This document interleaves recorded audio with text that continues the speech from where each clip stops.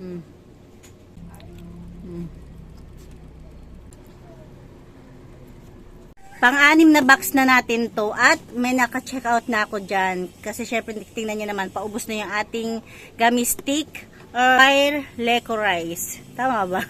Yan, pang-anim na natin to, mami. Kasi yung una, ayan, nilagyan ko ng mga sigarilyo. O, diba?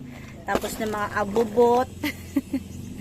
Tapos ito, asukal, asin. Tapos yung isa pala natin na check out, 1 kilo lang, walang lalagyan. Kaya ang may recommend ko sa inyo, kung gusto nyo na may lalagyan, para sure na sure, is 1.5. Ayan. At ang bentahan ko rito, 3 piso. Tuwing bibili ako ng ganito, ang pinantatakip ko, o pinapalitan ko ng takip, ito, ayan. Kasi may nakalagay na siyang 3 pesos each.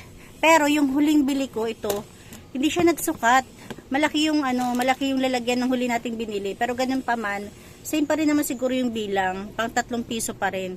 Kaya yung ganito nyo, kung naka-add to cart pa rin, check out nyo na yan, magiging mabili yan dyan sa tindahan nyo. Akala ko nga hindi magiging mabili kasi 3 piso ang bentahan, pero tingnan nyo naman, meron na tayong na-order at hinihintay na lang natin. Kaya ano pang hinihintay nyo? Check out na rin kayo dyan sa ating yellow basket. Tingnan nyo, ba? Ang taba at ang haba. Pag kinagat mo to, tapos yung loob niya, kulay puti. Ang sarap.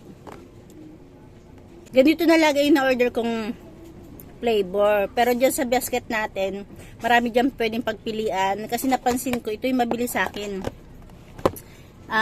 Try ko pa lang, rainbow at cola. Mas mabili to. Kaya ito na lang. Na-maintain na ako rito.